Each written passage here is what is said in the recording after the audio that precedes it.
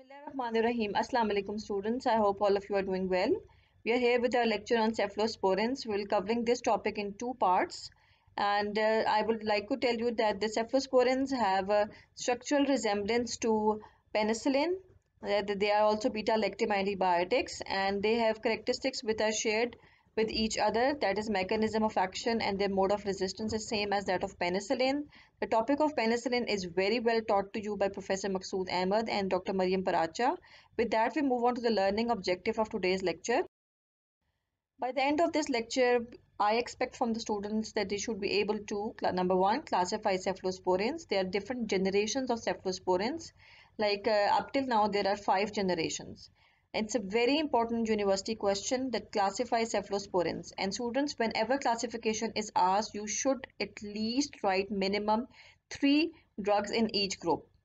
Number two, differentiate the various generations on the basis of the antimicrobial spectrum, the permeability in the CNS, and the resistance to beta-lactamase enzyme. So regarding the history of cephalosporins, it's very important. It is derived from the fungus Cephalosporium species in 1945. Since it is derived from fungus, so there are chances of allergy to cephalosporins, and as well as these are the drugs which are having a sulfur group in their structure, right? So let's see. There's a beta-lactam ring, same as that of penicillin. There is acetyl side chain, and there is another ring which is called dihydrothyrazine ring. This makes the structure cephalosporins. And remember one thing, students, when if a patient is allergic to penicillin, then there are chances he may have partial allergy with cephalosporins as well. And similarly, if a person is allergic to one of the cephalosporin, then there are complete chances that he would be allergic to other cephalosporins as well. So cephalosporins, introduction, they are beta-lactam antibiotics related both structurally and functionally to penicillin, same mode of action and resistance to that of penicillin. Regarding its mechanism of action, as already told you, it's similar to penicillin and they are basically a cell wall synthesis inhibitor. Their structural stability of the cell wall is mainly because of the peptoglycan lattice, right? And they consist of building blocks, which are the basic units, and they link together to form a large macromolecule. And each basic unit, which is consisting of two linked amino sugars, right? N-acetyl glucosamine and N-acetylmuramyl acid. The building blocks are synthesized within the bacterium. Then they're transported through the cell membrane and then assembled. And there is the function of enzyme transpeptidase, which causes the cross-linking of the peptide chains of adjacent amino acid sugar, which is very well taught to you in detail in the lecture of penicillin. So just have a quick review by seeing this picture. There is the cell wall and the beta-lactam antibiotics, penicillin and cephalosporins are cell wall synthesis inhibitors. If you see the zoom structure, then there is the cross-linking which is of the amino acid chain and the sugar and caused by the enzyme transpeptidase, and the cephalosporins and penicillin, they cause inhibition of the cell wall synthesis. So interfering with the penicillin binding proteins, and in case of cephalosporins, we can also call them cephalosporin binding proteins. They are located in the bacterial cell wall, and the inhibition of these PPBs lead to inhibition of peptidoglycan synthesis, and these are bactericidal drugs.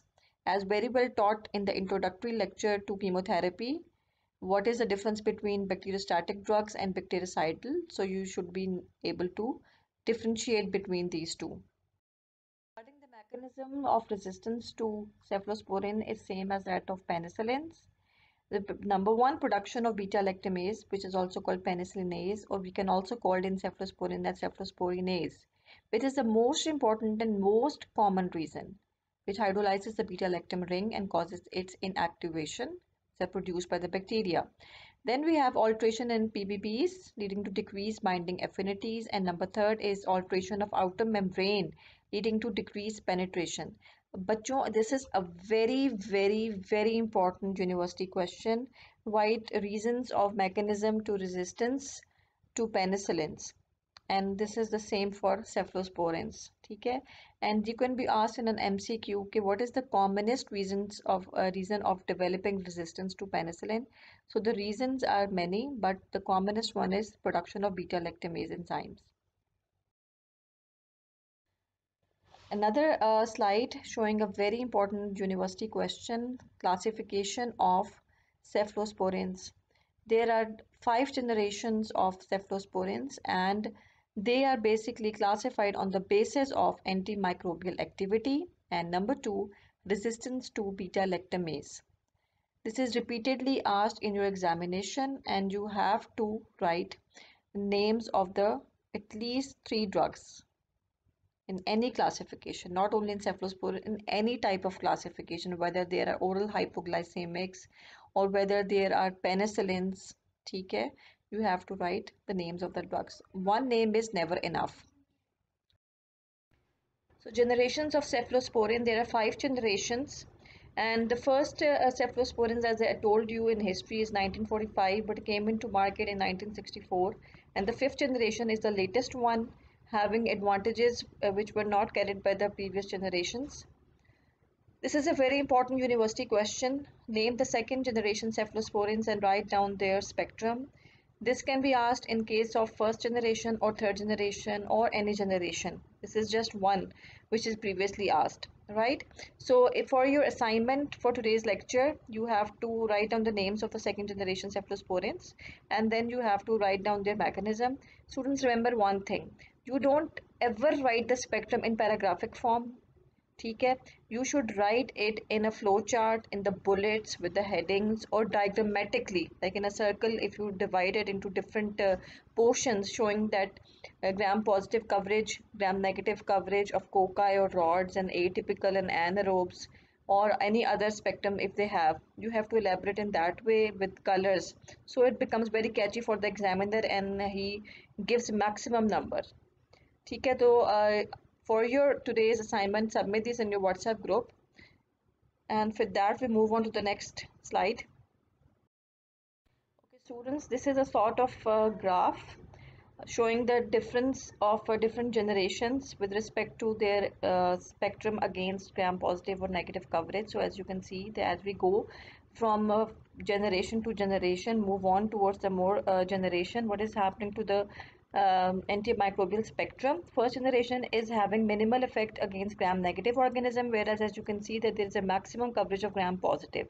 Since as we move to the higher generation, then there is increase in the gram negative coverage, whereas gram positive coverage is decreasing. And in 3rd generation, you can see there is a maximal gram negative coverage, whereas the gram positive coverage is decreasing. Then 4th generation stands in the mid.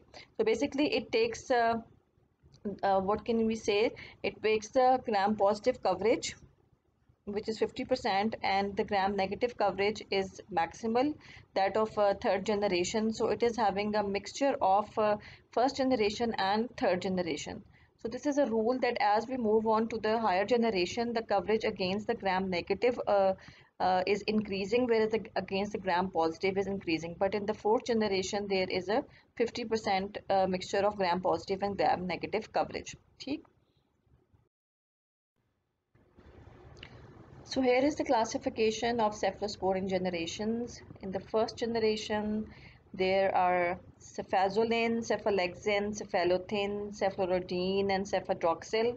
Similarly, in 2nd generation, as you can see, there is so many names in the 2nd and 3rd generation and the 1st generation which are beginning from ceph, and all the names get intermixed with each other, and hence it's a very important group of drugs used for a variety of clinical diseases. So how to differentiate between these generations? I will tell you a very easy way to memorize them. Then you can answer any question. If somebody asks you randomly that from which generation cefixime is belonging, then there is a rule for that. With the shortcut, you can easily attempt at MCQ, right? So let's move on to the 1st generation. Their names are having after ceph there is a, right? So they pronounce as cefazolin, cephalexin, cephalothin, cephalorodine, and cefadroxil. So to memorize it, as you can see in on this slide, there is no other drug which is having this cephA except for cefaclor. This is the only exception to the second generation where there is A after ceph. Whereas in this third generation, you can also well appreciate there is no drug which is having cepha. There is no A after ceph, right? So for first generation, the drugs have initial which is pronounced as cepha, and in second generation, you can appreciate that these are the drugs. Exception is cefaclor, which is belonging to the second generation despite of cepha. And the other drugs are cefuroxime, cefoxitin, cefmetazole, and cefomendol. I will show a picture to memorize the second generation in the upcoming slides. So in case of third generation, let's have a look what is common. In the third generation, as you can see at the end of their names, either there is me, either there is 1, and in one of the drug there is 10. Okay, and the only exception which does not carry any of these effect is that this drug moxalactam. So how do we pronounce the third generation? Cefoperazone, ceftriaxone. Ceftriaxone is the most commonly used drug which has a very broad spectrum, and it is also called the magic bullet. Then cefotaxime, ceftoxime, cefpodoxime, ceftazidime, ceftibuten, and cefixime. So these are the third generation cephalosporins. So let's move on. Then fourth and fifth generation, again ceph. Basically in every cephalosporin, the beginning is with ceph except for one drug which is moxalactam. In fourth generation, there is pi in the middle of their names. And in fifth generation, we have these two drugs which is ceftibiprole and ceftaroline. But the difference is there is no A again like the first generation, and in their names there is hidden role, ROL, ROL. So if any of the drug is asked from examination point of view in MCQ or any other case, like if somebody asks you what is cephalothin, so if you see cephalo, A is coming, cephalothin, okay? So that is first generation. The only exception to cepha is cefaclor, which is belonging to the second generation. So this is how you can memorize it. It is the easiest way in which you can memorize, because there is no other way than to memorize it, because this is not any concept. This is just the names of the drugs which you have to memorize. So in first generation we have cefepime and cefiperome. So you have to remember minimum number of drugs is 3, but if any one generation is asked, then you should know at least 5 to 6 names. But in fourth and fifth generation, because these are the newest one, you have only these drugs, right? So we move on. So there is another comparative table. In first generation, I've just written the two drugs name. They are basically having good coverage against gram positive, as I showed in the graph. And in gram positive, they are effective against staph and strep. And in gram negative, they have E. coli, Proteus, and Klebsiella. And they're not active against anaerobic infections. Similarly, in second generation, they are used for intra-abdominal infections, and the first generations are used for the skin infections, which are usually caused by staph and strep. They have activity against anaerobic infections, and gram-negative coverage is same as that of staph and strep, that is of first generation, but their gram-negative coverage is better. So if you recall from that graph, that as we move on to the next generation, the coverage against gram-negative organism gets better, whereas gram positive remains the same. But with the third generation, there is maximum gram negative coverage and lowest gram positive coverage, as you can well appreciate over here. In the third generation, they are used for the lung infections. They are not effective against anaerobic, but they are effective against Pseudomonas. And they, in the gram positive coverage, they have less activity against staph, but they are effective against pneumococcus, and they have more better coverage against gram negative. So Pseudomonas is added. So if we say कि first and second generation, they are not covering the Pseudomonas, Third generation is covering the Pseudomonas as well, and third generation is having less coverage against gram-positive organism. First generation is having maximum activity against gram-positive, but hence we are moving to the second generation. Then what is happening? The gram-negative coverage increases with the generation. So this is the rule of thumb. As the generation is increasing from the first to fifth, the gram-negative coverage becomes better and gram-positive becomes less till third generation. Then in the fourth generation, what is happening? Let's have a look. It is effective against serious infections and fever of unknown origin as well, and they have effective coverage against the Pseudomonas, but they are not effective against anaerobic. And so what is fourth generation carrying? Fourth generation is carrying the gram-positive coverage from the first generation, and they are having the best coverage of gram-negative from the third generation. So it is carrying the mixture of first and third generation. Okay? So this is you to memorize in this way, that fourth generation is having a mixture of first and third generation. What about the latest generation, fifth generation?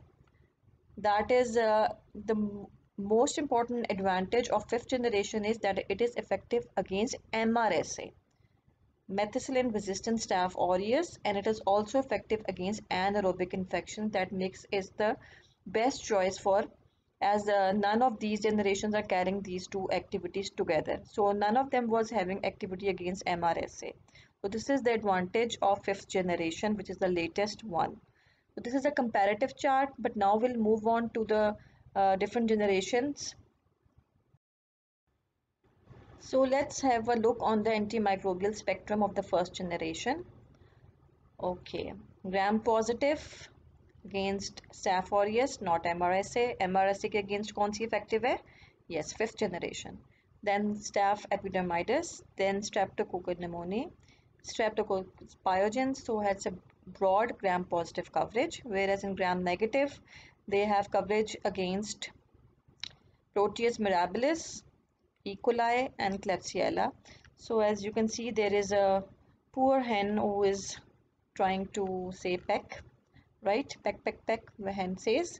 So it is having coverage against gram-negative rods, which is only Proteus, E. coli, and Klebsiella. ठीक? So as we move on to the next generation, what is going to happen, students? The coverage against gram-positive is going to decrease and against the gram-negative is going to increase. Then we will study in the next generation. Regarding its clinical uses, it's excellent agent for skin and soft tissue infections due to staph. It can be used prophylactically just before surgery where skin flora are likely pathogens.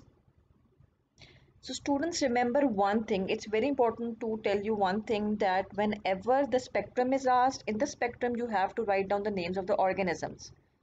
Okay? And whenever the clinical uses are asked, you don't have to write the names of organisms, you have to write the disease.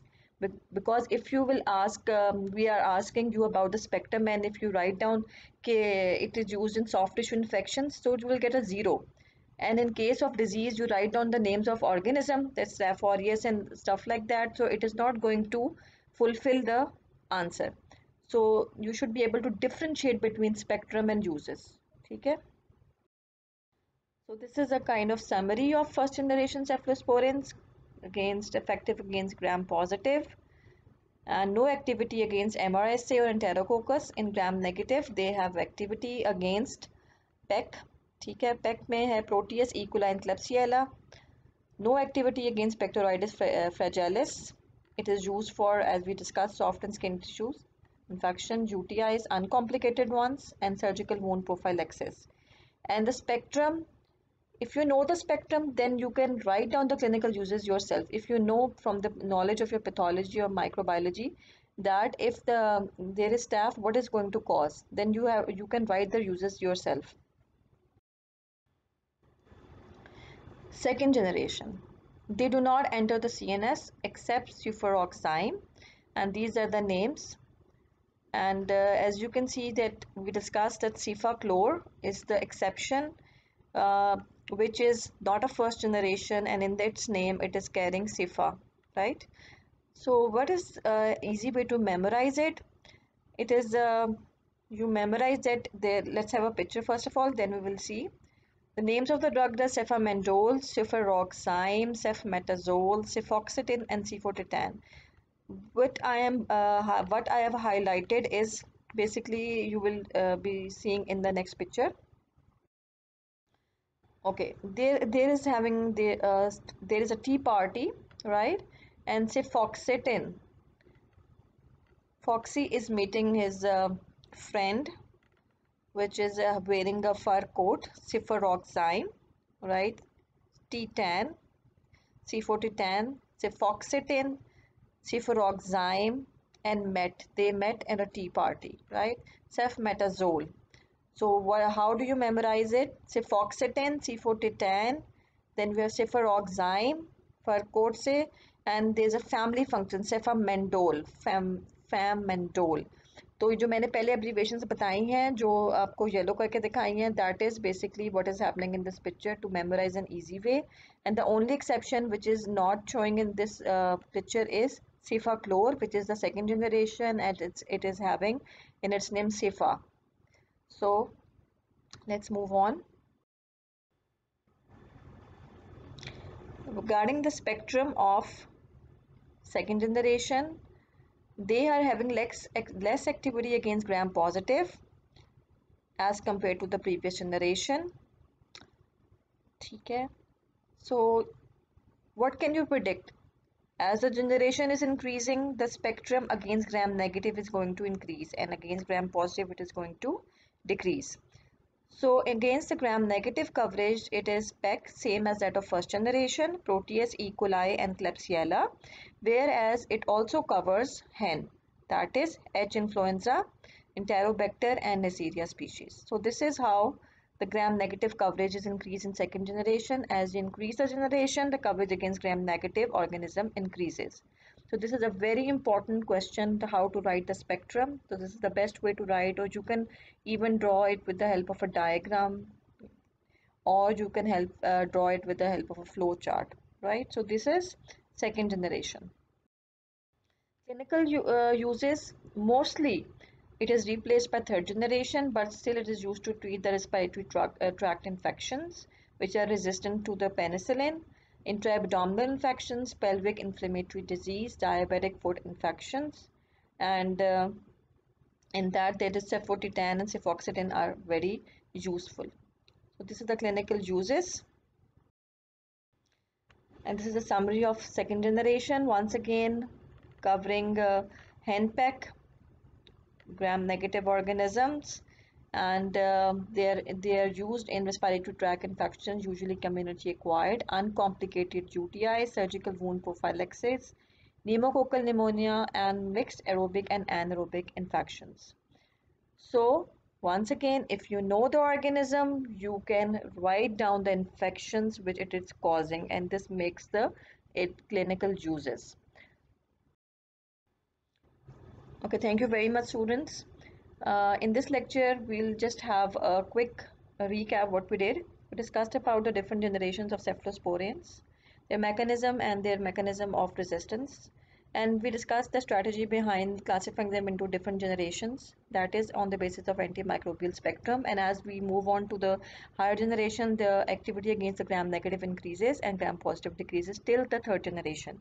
And in the fourth generation, it is carrying a mixture of the gram positive spectrum of first generation and gram negative spectrum of third generation, and fifth one is totally different, that is the newest one. It is having activity against MRSA and Pseudomonas and anaerobes as well.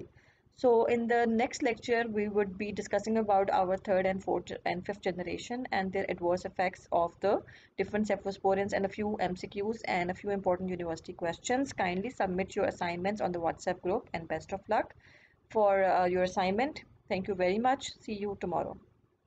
Allah Hafiz.